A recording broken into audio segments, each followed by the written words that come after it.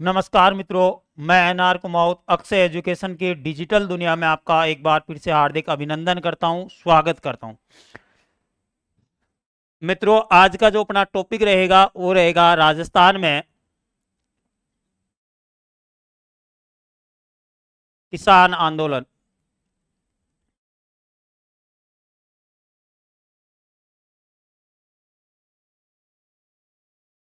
तो दोस्तों, अपना जो आज का टॉपिक है वो टॉपिक है राजस्थान में किसान आंदोलन। तो अपने जो राजस्थान के अंदर किसान आंदोलन कौन कौन से हुए, कब कब हुए, कारण क्या थे उनके, उनकी अपन विस्तृत चर्चा करेंगे। और आज अपन पहले ये देखेंगे कि अपन कौन कौन से किसान आंदोलन पढ़ने वाले हैं।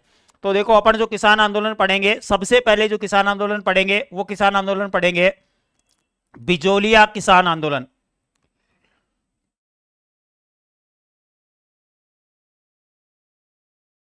बिजोलिया किसान आंदोलन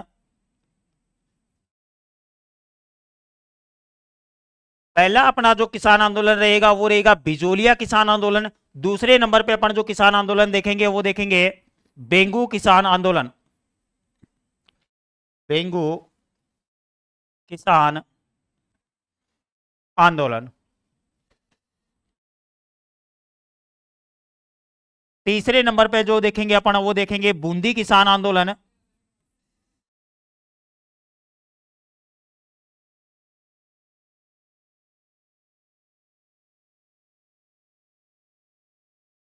तो अपना जो पहला किसान आंदोलन रहेगा वो रहेगा बिजोलिया किसान आंदोलन। दूसरे नंबर पे अपन जो किसान आंदोलन देखेंगे वो देखेंगे बेंगू किसान आंदोलन। तीसरे नंबर पे देखेंगे बूंदी किसान आंदोलन। चौथे नंबर पे अपन देखेंगे बीकानेर किसान आंदोलन।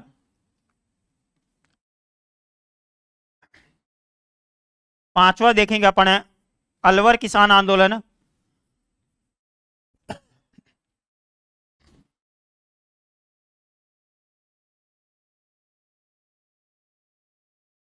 और छठे नंबर पे अपन देखेंगे शेखावाटी किसान आंदोलन।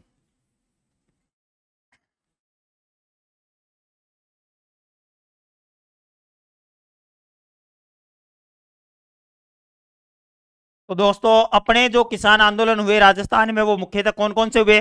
तो पहला अपना बिजोलिया किसान आंदोलन, दूसरा है बेंगू किसान आंदोलन, तीसरा है बूंदी किसान आंदोलन, चौथा है बीकानेर किसान आंदोलन, पांचवा है अलवर किसान आंदोलन और छठा है अपना शेखावाटी किसान आंदोलन। अपन प्रत्येक किसान आंदोलन के ऊपर विस्तृत चर्चा करेंगे। तो सबसे पहले जो किसान आंदोलन देखेंगे अपन है वो किसान आंदोलन देखेंगे बिजोलिया किसान आंदोलन। बिजोलिया किसान आंदोलन कहां होता है, क्यों होता है, कारण क्या था, उसके ऊपर अपन सारी विस्तृत चर्चा करेंगे। जिसको स्क्रीनशॉट लेना हो वो एक बार स्क्रीनशॉट ले सकता है।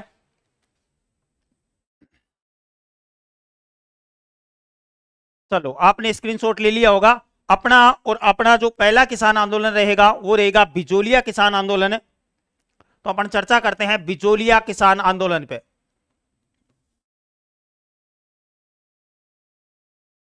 बिजोलिया किसान आंदोलन।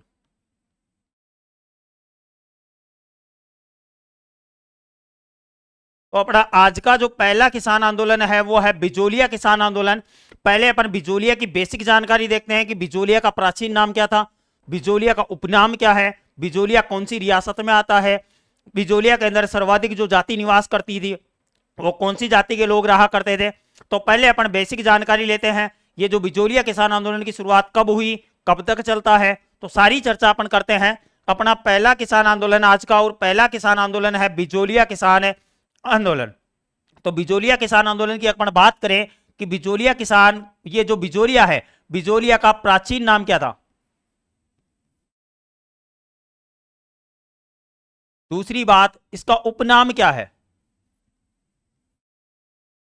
तो अपने सामने दो बातें निकल के आई। पहली चीज की बिजोलिया और बिजोलिया का प्राचीन नाम क्या है। तो लाडलो याद रखना, जो बिजोलिया का अपना प्राचीन नाम मिलता है वो मिलता है विंध्यावली। विंध्यावली।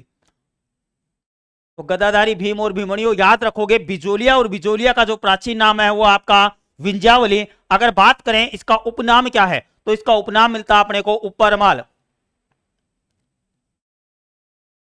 तो ध्यान रख लेना इसका उपनाम क्या है, तो उपनाम है उपरमाल। उपरमाल कौन सा क्षेत्र है, तो याद रखोगे उपरमाल जो क्षेत्र है वो है आपका भैंसरोडगढ़।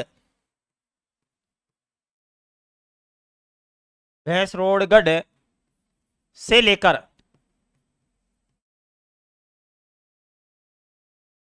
बिजोलिया के मध्य का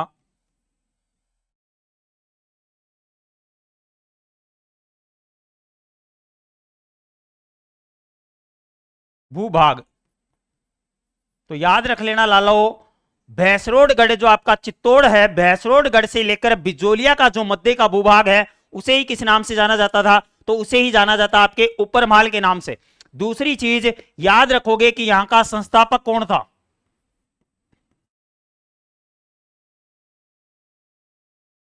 तो मित्रों यहां के जो संस्थापक रहे हैं वो रहे हैं आपके अशोक परमार।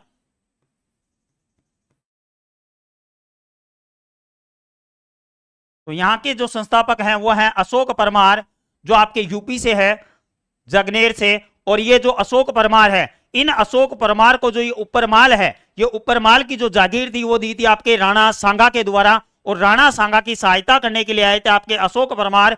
और अशोक परमार को यही है उपरमाल की जो जागीर देते हैं वो दी गई थी आपके राणा सांगा के द्वारा, क्योंकि राणा सांगा की और राणा सांगा की सहायता करने के लिए कौन आए थे, आपके अशोक परमार। और अशोक परमार की वीरता से प्रभावित होकर और इनकी वीरता से प्रभावित होकर इन्हें उपरमाल की जागीर दी गई। अगले फैक्ट की बात करें तो आपसे पूछेगा कि यहां पर सर्वाधिक कौन सी जाति निवास, तो यहां पर जो जाति थी उस जाति का नाम है धाकड़। तो अपने चार फैक्ट हुए कि प्राचीन नाम, तो प्राचीन नाम तो मिलता है इसका विंध्यावली। दूसरी चीज इसका उपनाम क्या है, तो उपनाम है उपरमाल। उपरमाल कौन सा क्षेत्र है, तो भैंसरोडगढ़ से लेकर बिजोलिया के मध्य का जो भूभाग है वो कहलाता है आपके उपरमाल। यहाँ के संस्थापक कौन है, तो यहाँ के संस्थापक है आपके अशोक है परमार। और यहाँ पर जो जाति है वो जाति कौन सी, तो वो जाति आपके धाकड़ जाति। अब आपसे क्वेश्चन पूछेगा कि आपका जो बिजोलिया किसान आंदोलन है ये कब से लेकर कब तक चला, तो इसका टाइम पीरियड क्या रहा, तो इसका समय क्या रहता है, तो इसका समय रहता है 1897 से लेकर 1941। तो याद रख लेना लाला हो, ये शुरू होता है 1897 में और कब तक चलता है, तो 1991 तक आपका ये किसान आंदोलन चलता है। लगभग आप देखोगे तो कितने वर्षों तक चल रहा है, तो ये चलता है 44 वर्षों तक।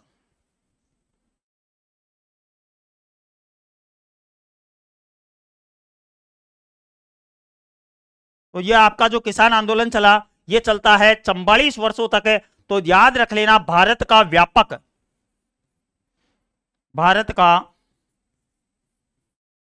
प्रथम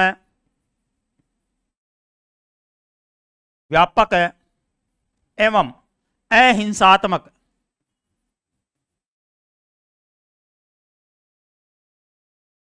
किसान आंदोलन।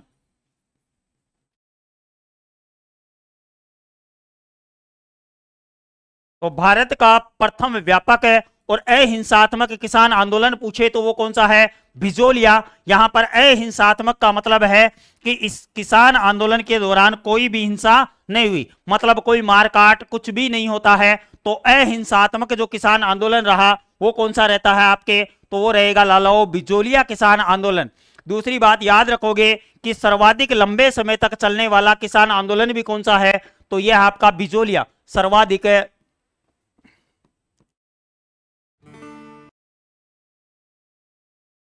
लंबे समय तक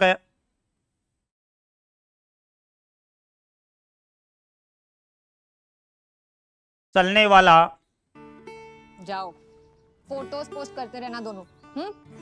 किसान छत्रपुर आंदोलन। बेसिक आपको जब जिलों के उपनाम बताए थे उन्हीं के अंदर डायरेक्ट बचाए तो याद रख लेना सर्वाधिक लंबे समय तक चलने वाला किसान आंदोलन कौन सा है, तो वो भी आपके कौन सा हो जाएगा, तो वो भी हो जाएगा आपके भिजोलिया किसान आंदोलन जो आपके सर्वाधिक लंबे समय तक चलता है। और ध्यान रख लेना इसे ही कहते हैं अपन भारत का मैराथन किसान आंदोलन। यहां लिख देता हूं भारत का, थोड़ा सा टाइपिंग में या तो मिस्टेक हो गया, यहाँ ऑप्शन आएगा शायद इसका मैराथन जैन शैली दे रखा था, शायद जैन शैली किसान आंदोलन। तो ध्यान रख लेना, भारत का मैराथन किसान आंदोलन पूछे तो वो भी कौन सा आपका, तो वो भी आपके बिजोलिया होता है। एक बात और याद रखोगे कि इसका कथन है और इस किसान आंदोलन का स्टेटमेंट है, इसका कथन है कि ये किसान आंदोलन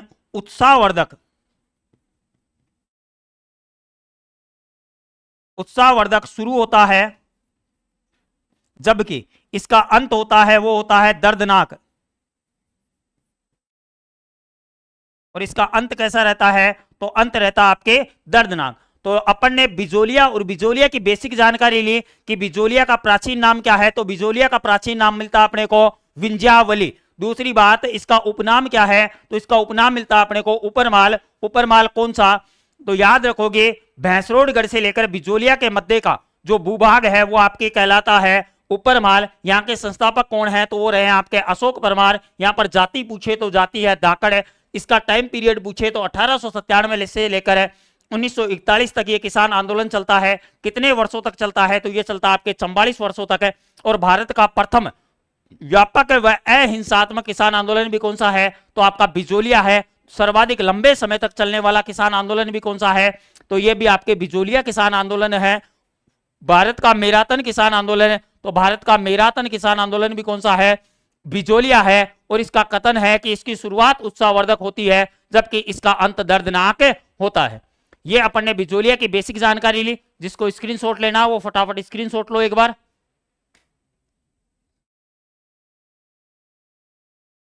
बात करें आगे की कि आपका ये जो बिजोलिया किसान आंदोलन हुआ, ये हुआ क्या, कारण क्या था, तो देखो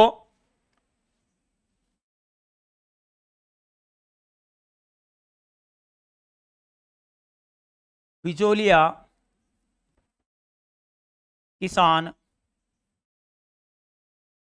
आंदोलन के कारण, जो आपका बिजोलिया किसान आंदोलन होता है उसके पीछे कारण क्या है कि आपका बिजोलिया किसान आंदोलन हुआ, तो पहला कारण आता है 84 प्रकार की लागबाग, 84 प्रकार की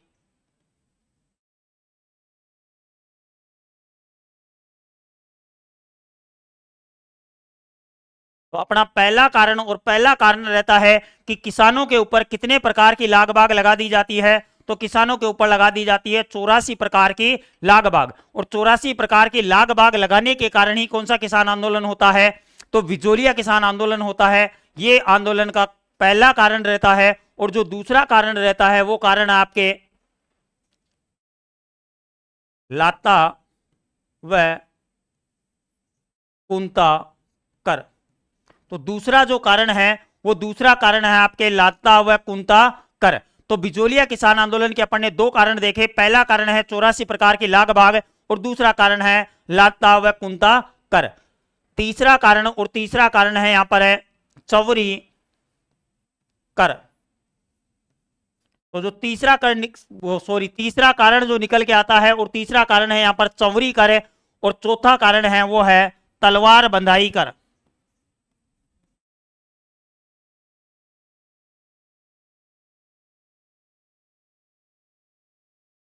तो मुख्यतः चार कारण बिजोलिया किसान आंदोलन के, चार कारण कौन कौन से, तो पहला कारण है 84 प्रकार की लागबाग, किसानों के ऊपर 84 प्रकार की लागबाग लगा दी जाती है।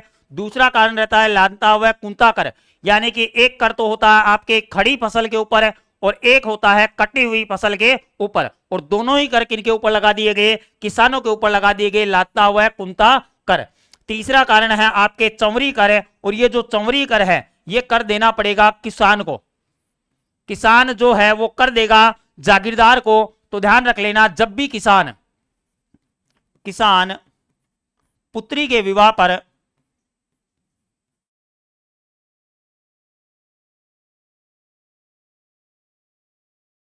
₹5 का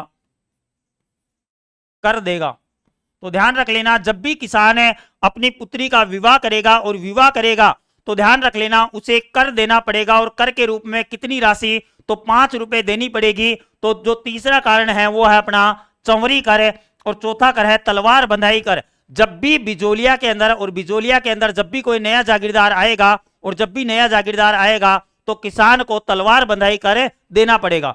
तो मुख्यतः जो कारण रहे वो चार कारण रहते हैं, और चारों कारण आपके सामने हैं। और जिसको स्क्रीनशॉट लेना है वो स्क्रीनशॉट लो, फिर आगे की चर्चा करते हैं।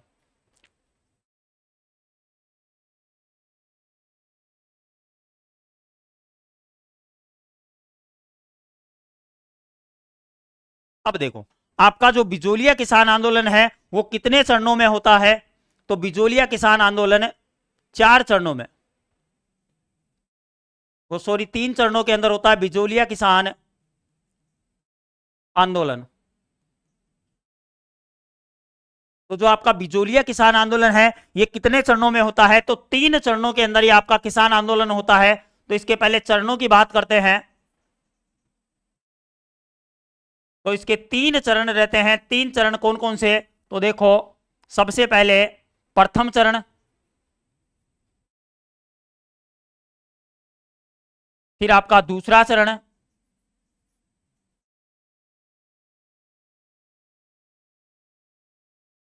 और एक रहता आपके तीसरा चरण।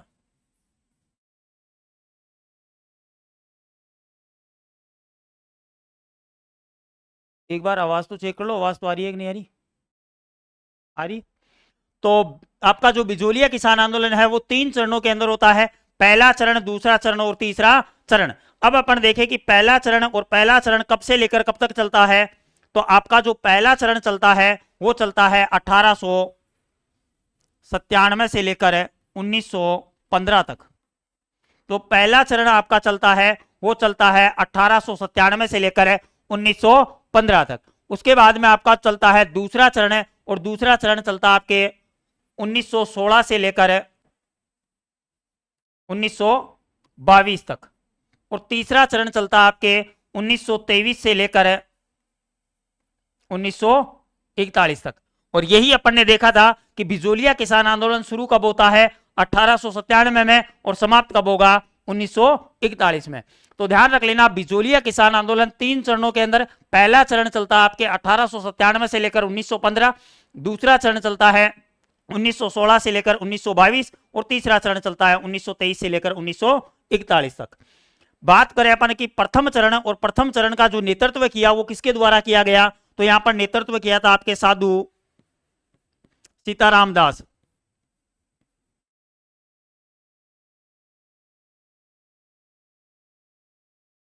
तो प्रथम चरण का जो नेतृत्व करने वाला है वो है आपके साधु सीताराम दास। यानी कि पहले चरण के अंदर अपने एक व्यक्ति तो पढ़ेंगे साधु सीताराम दास, उसके अलावा अगर मैं बात करूं तो एक नाम मिलेगा अपने को नानजी व ठाकरी पटेल। नानजी व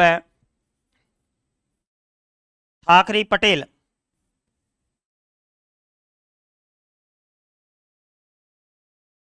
तीसरा नाम मिलेगा अपने को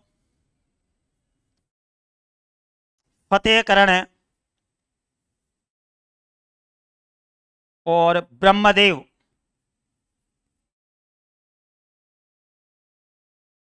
और एक नाम मिलेगा अपने को हामिद हुसैन। तो प्रथम चरण के अंदर अपन जिस पे चर्चा करेंगे उनमें एक तो रहेगा आपके साधु सीताराम दास, एक रहेगा आपके नानजी और ठाकरी पटेल, एक रहेगा फतेहकरण और ब्रह्मदेव, और एक रहेगा आपके हामिद हुसैन। अगर मैं बात करूं दूसरे चरण की, दूसरे चरण का नेतृत्व किसने किया? तो आपके दूसरे चरण का जो नेतृत्व करता है वो करता है विजय सिंह पथिक।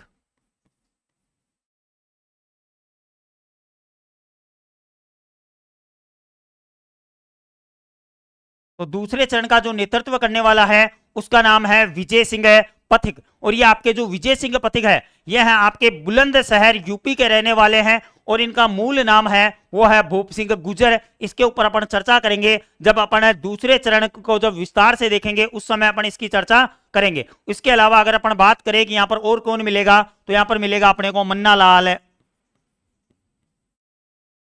पटेल। विजय सिंह पथिक मिलेगा, मन्ना लाल पटेल मिलेगा, गणेश शंकर विद्यार्थी, गणेश शंकर विद्यार्थी मिलेगा। इसके अलावा अपने को मिलेगा बिंदुलाल भट्टाचार्य आयोग, बिंदुलाल भट्टाचार्य आयोग। तो अपन देखेंगे कि एक तो यहां पर दूसरे चरण में विजय सिंह पथिक है, मन्नालाल पटेल है, गणेश शंकर विद्यार्थी है और बिंदुलाल भट्टाचार्य आयोग है। तो अपन ने देख लिया कि प्रथम चरण में साधु सीताराम दास, नानजी और ठाकरे पटेल, फतेहकरण ब्रह्मदेव और हामिद हुसैन, और दूसरे चरण में आपके विजय सिंह पथिक है, मन्नालाल पटेल, गणेश शंकर विद्यार्थी और बिंदुलाल भट्टाचार्य आयोग। इसके अलावा अगर अपन बात करें कि तीसरे चरण और तीसरे चरण का नेतृत्व किसने किया, तो ध्यान रख लेना, एक तो मिलेगा अपने को जमनालाल बजाज,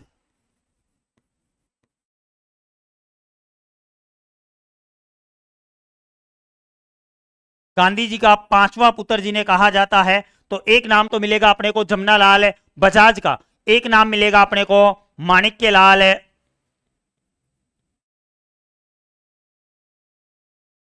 वर्मा।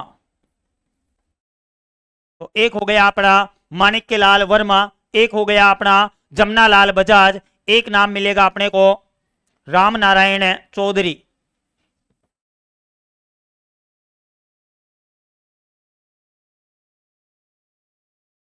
और एक नाम मिलेगा हरिभाऊ उपाध्याय, हरिभाऊ उपाध्याय।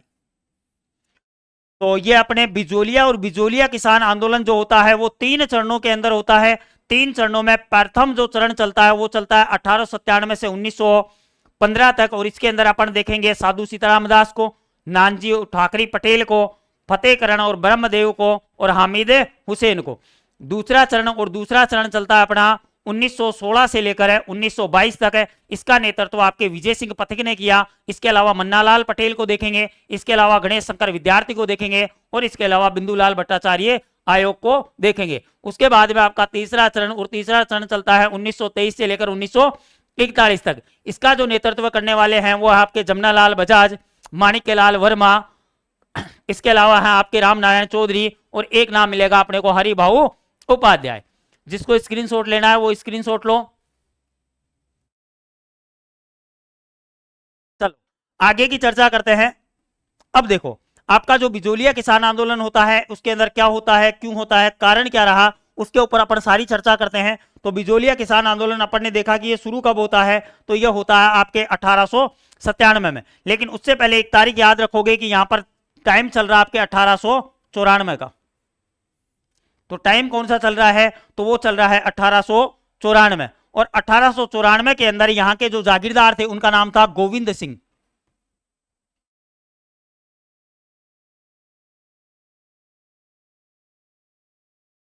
तो याद रखोगे कि आपका जो बिजोलिया है, और बिजोलिया की अगर अपन बात करें तो बिजोलिया कौन सी रियासत में, तो यह आता है आपके मेवाड़ रियासत में। तो रियासत पूछे तो मेवाड़ है। अगर वर्तमान में पूछे कि बिजोलिया कहां पर है, तो वर्तमान में पड़ता आपके भीलवाड़ा में। तो जो आपका बिजोलिया है, बिजोलिया अगर रियासत की बात करें तो मेवाड़ रियासत का पार्ट हुआ करता था, और अगर जिले की बात करें तो वर्तमान में कहां पर है, तो वर्तमान में आपके भीलवाड़ा के अंदर है। और 1894 के अंदर यहां के जो जागीरदार हुआ करते थे उनका नाम था गोविंद सिंह, और इन गोविंद सिंह भाई साहब की क्या हो जाती है, मृत्यु।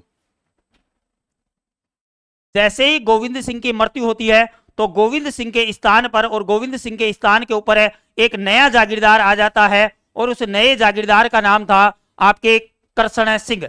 तो नया जागीरदार आता है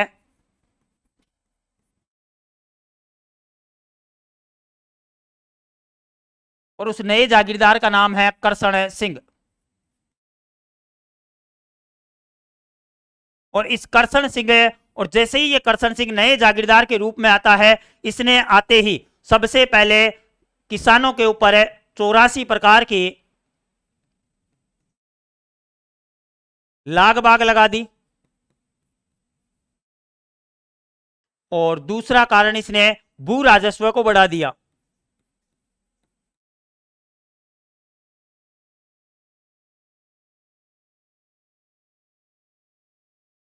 तो जैसे ही करसण सिंह जागीरदार के रूप में आता है, इसने 2 काम किए। एक तो आते ही इसने किसानों के ऊपर 84 प्रकार की लागबाग लगा दी, और भू राजस्व को क्या कर दिया, इसने बढ़ा दिया। जैसे ही भू राजस्व को बढ़ाया और 84 प्रकार की लागबाग लगाता है तो इससे किसान परेशान हो जाते हैं। और इसी टाइम चलते हुए 1897 के अंदर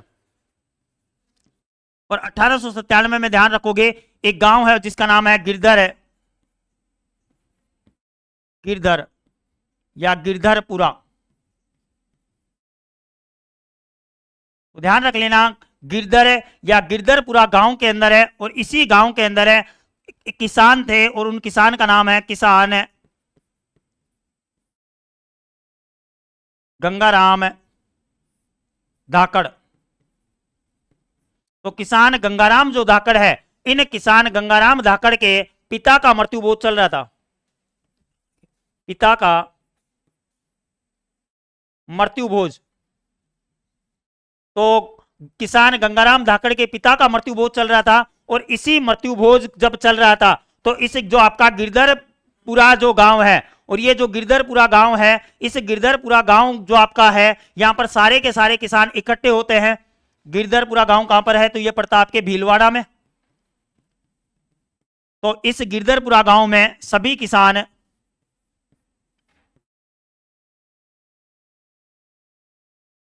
एकत्रित हुए। तो यहां पर सारे किसान इकट्ठे होते हैं, और इसी गिरधरपुरा गांव के अंदर एक और व्यक्ति आ जाते हैं जिनका नाम था आपके साधु सीताराम दास। तो इस मृत्यु भोज में शामिल होने के लिए आ जाते हैं आपके साधु सीताराम दास। तो यहां पर आपके साधु सीताराम दास आ जाते हैं, और ये जो साधु सीताराम दास है, यह है आपके राजकीय पुस्तकालय के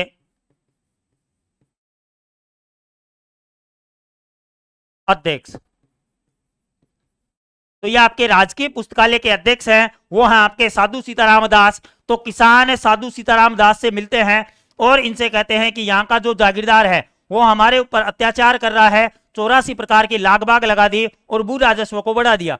तो साधु सीताराम दास ने कहा कि हो सकता है जागीरदार बुरा हो, आप एक काम करो, इसकी शिकायत किसके पास में कर दो, शासक के पास में कर दो। और उस समय मेवाड़ के शासक होते हैं आपके फतेह सिंह।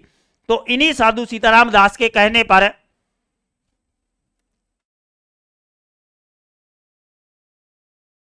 साधु सीताराम दास के कहने पर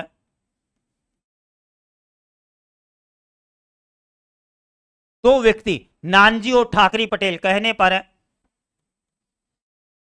नानजी व ठाकरी पटेल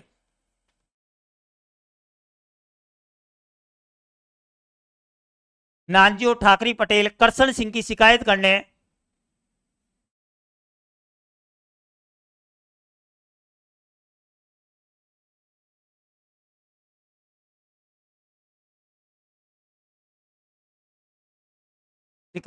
मेवाड़ महाराणा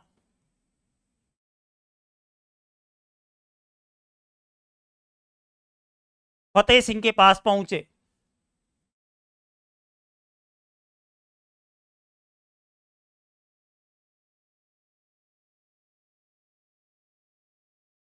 तो ध्यान रख लेना, जैसे ही आपके साधु सीताराम दास ने कहा कि आप जो जागीरदार है उसकी शिकायत शासक के पास में कर दो, तो इस समय मेवाड़ और मेवाड़ के शासक होते हैं आपके फतेह सिंह, और फतेह सिंह के पास में शिकायत करने के लिए दो व्यक्ति चले जाते हैं जिनका नाम था आपके नानजी और ठाकरी पटेल। तो नानजी और ठाकरी पटेल शिकायत करने के लिए पहुंच जाते हैं किसकी, करसन सिंह की, और किसके पास में शिकायत कर देते हैं, तो उस समय मेवाड़ के शासक थे आपके फतेह सिंह।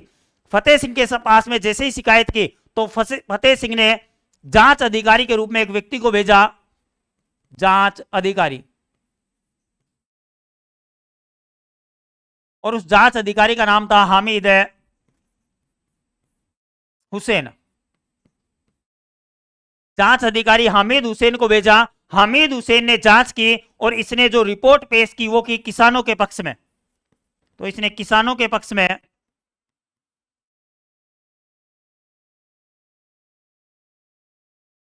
रिपोर्ट, इसने किसानों के पक्ष में जैसे ही रिपोर्ट पेश की तो फतेह सिंह और फतेह सिंह ने करसन सिंह पर कोई कार्यवाही नहीं की।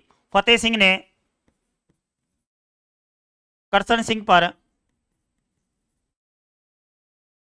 कोई कार्यवाही नहीं की। तो जब कोई कार्यवाही नहीं करता है और कोई कार्रवाई नहीं करता है तो करसन सिंह का और ज्यादा मनोबल बढ़ जाता है और करसन सिंह नानजी व ठाकरी पटेल को ठिकाने से बाहर कर दिया।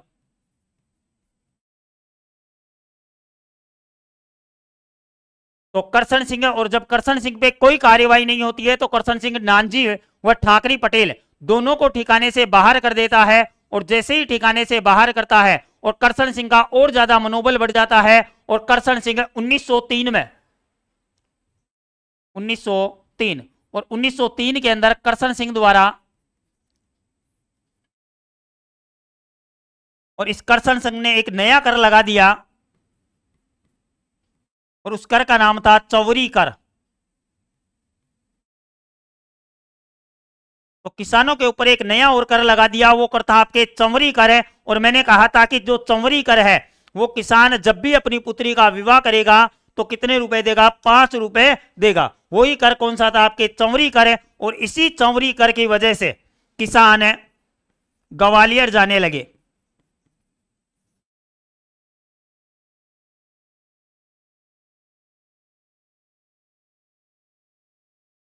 तो किसान और किसान बिजोलिया मतलब मेवाड़ और मेवाड़ रियासत को छोड़कर कहां जाने लगे, ग्वालियर जाने लग जाते हैं। लेकिन इसी बीच 1906 के अंदर और 1906 में करसन सिंह की मृत्यु, 1906 में मृत्यु, तो 1906 के अंदर करसन सिंह की मृत्यु हो जाती है। और जैसे ही करसन सिंह की मृत्यु होती है तो मेवाड़ के लिए एक नया जागीरदार आ जाता है और उसका नाम था पृथ्वी सिंह। तो ध्यान रख लेना, जैसे ही इसकी मृत्यु होगी तो मेवाड़ के लिए नया जागीरदार,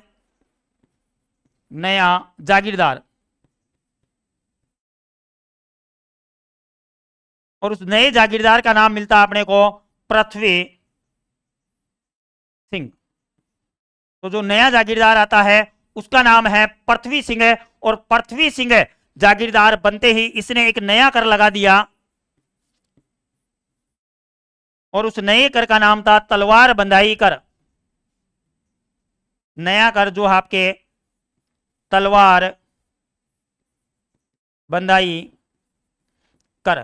तो पृथ्वी सिंह और पृथ्वी सिंह जागीरदार बनते एक नया कर लगा देता है। वो कर कौन सा है, तलवार बंधाई कर। और इसी क्रम में 1914 और 1914 में करसन सिंह की हो जाती है मृत्यु। जैसे ही करसन सिंह की मृत्यु होगी तो फिर बिजोलिया के लिए एक नया जागीरदार आएगा और उस नए जागीरदार का नाम था केसरी सिंह। और नए जागीरदार के रूप में आता आपके केसरी सिंह है। लेकिन केसरी सिंह अभी क्या है, नाबालिग है। तो इधर 1914 में जैसे ही इधर पृथ्वी सिंह की मृत्यु होती है तो नया जागीरदार आता आपके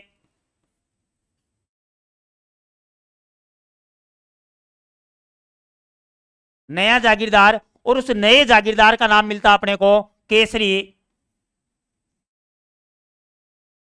सिंह। और मैंने कहा कि आपका जो ये केसरी सिंह है यह आपका है नाबालिग, मतलब अभी बच्चा है।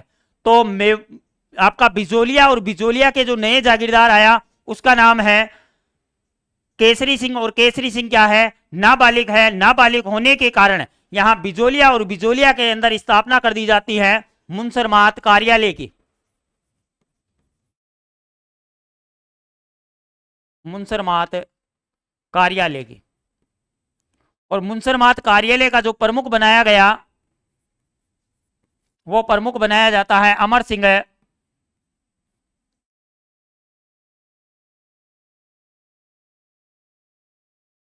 राणावत को। तो यहां का जो प्रमुख बनाया गया वो बनाया जाता है अमर सिंह राणावत को। और ध्यान रख लेना, इसी क्रम में चलते हुए 1915 और 1915 के अंदर आपका बिजोलिया का प्रथम चरण क्या हो जाता है, समाप्त हो जाता है। तो आज अपन ने अपना प्रथम चरण देख लिया। एक बार वापस रिवाइज करते हैं। अपन ने जो शुरुआत की वो की अपन ने कि राजस्थान में किसान आंदोलन, और राजस्थान में कौन कौन से किसान आंदोलन होते हैं। तो अपन ने देखा कि पहले नंबर पे है अपना बिजोलिया किसान आंदोलन, दूसरे पे है बेंगू किसान आंदोलन, तीसरे पे है बूंदी किसान आंदोलन, चौथे पे है बीकानेर किसान आंदोलन, पांचवे पे है अलवर किसान आंदोलन और छठे पे है शेखावाटी किसान आंदोलन। उसके बाद में अपन ने देखा कि बिजोलिया और बिजोलिया जो किसान आंदोलन है, तो अपन ने बिजोलिया की बेसिक जानकारी ली कि बिजोलिया का प्राचीन नाम क्या है। तो बिजोलिया का अपने को जो प्राचीन नाम मिलता है वो मिलता है विंध्यावली। इसका उपनाम क्या मिलता है, तो इसका उपनाम मिलता है अपने को ऊपर है माल। इसके संस्थापक कौन है, तो इसके संस्थापक मिलते हैं अपने को अशोक है परमार। यहां पर जाति कौन सी, तो धाकड़ जाति। अगर आपसे पूछे कि रियासत कौन सी, ये कौन सी रियासत में, तो ये रियासत पूछे तो ये आता था आपके मेवाड़ के अंदर। अगर इसकी वर्तमान स्थिति देखें तो ये वर्तमान के अंदर आता है आपके भीलवाड़ा में। तो वर्तमान में ये भीलवाड़ा में है। रियासत पूछे तो कौन सी रियासत में, तो यह आता था आपके मेवाड़ रियासत में। इसका समय तो 1897 से लेकर 1941 तक ये चलता है। कितने वर्षों तक चल रहा है, तो ये चलता है आपके 44 वर्षों तक। 44 वर्षों तक जो चलने वाला किसान आंदोलन वो कौन सा है, तो वो हो जाएगा आपके बिजोलिया किसान आंदोलन। ये भारत का प्रथम व्यापक और अहिंसात्मक किसान आंदोलन। तो भारत का प्रथम व अहिंसात्मक किसान आंदोलन बिजोलिया। सर्वाधिक लंबे समय तक चलने वाला किसान आंदोलन कौन सा, तो वो भी आपके बिजोलिया किसान आंदोलन है। और भारत का मैराथन किसान आंदोलन किसे कहा जाता है, तो वो भी आपके बिजोलिया को कहते हैं। और ये इसका शुरुआत होती है जो उत्साहवर्धक होती है, जबकि इसका अंत होता है वो कैसा होता है, दर्दनाक होता है। आगे देखो, बिजोलिया और बिजोलिया जो किसान आंदोलन हुआ उसमें कारण क्या है, तो पहला कारण मिलता है अपने को 84 प्रकार की लाग बाग। दूसरा कारण मिलता है लाता व कुंता कर। तीसरा कारण मिलता है अपने को चंवरी कर। और ये जो चंवरी कर है, ये किसान जब भी अपनी पुत्री का विवाह करेगा तो विवाह पर है जागीरदार को क्या देगा, कर देगा। वो करी कौन सा है, चंवरी कर। और एक आ गया आपके तलवार बंदाई कर। उसके बाद में देखो, अपन ने देखा कि बिजोलिया किसान आंदोलन और बिजोलिया किसान आंदोलन कितने चरणों में होता है, तो ये 3 चरणों में होता है। प्रथम चरण, और प्रथम चरण होता है आपके 1897 से लेकर 1915 तक। दूसरा चरण होता है आपके 1916 से लेकर 1922 तक। और तीसरा चरण होता है 1923 से लेकर 1941 तक। प्रथम चरण के अंदर अपन ने देखा साधु सीताराम दास, नानजी व ठाकरे पटेल, फतेहकरण और ब्रह्मदेव और हामिद हुसैन। उसके बाद में अपन दूसरे चरण में देखेंगे विजय सिंह पथिक है, मन्ना लाल पटेल, गणेश शंकर विद्यार्थी और बिंदुलाल भट्टाचार्य आयोग। उसके बाद में तीसरे चरण में अपन देखेंगे जमनालाल बजाज, माणिक्यलाल वर्मा, रामनारायण चौधरी और हरिभाऊ उपाध्याय। अपन ने देखा कि बिजोलिया जो किसान आंदोलन है, ये बिजोलिया किसान आंदोलन 1894 में यहाँ के शासक होते हैं गोविंद सिंह। और गोविंद सिंह की जैसे ही मृत्यु होती है तो यहाँ पर बिजोलिया को एक नया जागीरदार मिलता है जिसका नाम है करसन सिंह। और करसन सिंह जागीरदार बनते ही 84 प्रकार की लागबाग लगा देता है और भू राजस्व को बढ़ा देता है। उसके बाद में 1897 में यह आपका बिजोलिया किसान आंदोलन शुरू होता है। कहां से, तो गिरधरपुरा गांव भीलवाड़ा से होता है। और यहाँ पर एक किसान थे जिनका नाम था गंगाराम धाकड़। और गंगाराम धाकड़ के पिता का मृत्यु भोज चल रहा था। और इसी मृत्यु भोज के अंदर सारे किसान इकट्ठे होते हैं। और यहाँ पर है इसी मृत्यु भोज में भाग लेने के लिए आ जाते हैं आपके साधु सीताराम दास, जो आपके सरकारी पुस्तकालय के अध्यक्ष हैं। किसानों ने साधु सीताराम दास से कहा कि आप इस आंदोलन का नेतृत्व करिए, हमारे ऊपर अत्याचार कर रहा है यहाँ का जागीरदार। तो साधु सीताराम दास के कहने पर 2 व्यक्ति, एक का नाम है नानजी और दूसरे का नाम है ठाकरे पटेल, ये करसन सिंह की शिकायत करने के लिए मेवाड़ महाराणा फतेह सिंह के पास में पहुंच जाते हैं। और फतेह सिंह ने इसकी जांच करने के लिए एक व्यक्ति को भेजा जिसका नाम था हामिद हुसैन। और हामिद हुसैन ने जो अपनी रिपोर्ट पेश की वो की किसानों के पक्ष में, लेकिन करसन सिंह पर कोई कार्रवाई नहीं करता है फतेह सिंह। और करसन सिंह नानजी और ठाकरे पटेल को दोनों को ठिकाने से बाहर कर देता है। और 1903 के अंदर किसानों के ऊपर एक नया कर लगा देता है। उस कर का नाम था चौवरी कर। और इसी चौवरी कर के कारण किसान यहां से ग्वालियर जाने लगे। और 1906 के अंदर करसन सिंह की मृत्यु हो जाती है। जैसे ही मृत्यु होती है तो यहाँ पर अपने को नया जागीरदार मिलता है जिसका नाम है पृथ्वी सिंह है। और पृथ्वी सिंह ने एक नया कर लगा दिया जिसका नाम है तलवार बंदाई कर है। और इस तलवार बंदाई कर का जो विरोध किया वो विरोध किया था आपके फतेहकरण और ब्रह्मदेव ने। तो इसका 2 व्यक्ति विरोध करते हैं, एक का नाम है फतेहकरण और दूसरे का नाम है ब्रह्मदेव। और इस पृथ्वी सिंह की मृत्यु हो जाती है 1914 में। और 1914 में जैसे ही मृत्यु होती है तो बिजोलिया को एक नया जागीरदार मिलता है जिसका नाम है केसरी सिंह है। और केसरी सिंह नाबालिग है, इसीलिए यहाँ पर स्थापना कर दी जाती है मुंसरमात कार्यालय की। और यहाँ का जो इस कार्यालय का जो प्रमुख बनाया वो बनाया अमर सिंह राणावत को। और इसी के चलते 1915 में बिजोलिया का प्रथम चरण समाप्त हो जाता है और दूसरे चरण में आएंगे आपके विजय सिंह पथिक। और अपन जो दूसरा चरण देखेंगे वो देखेंगे अपने नेक्स्ट एपिसोड में।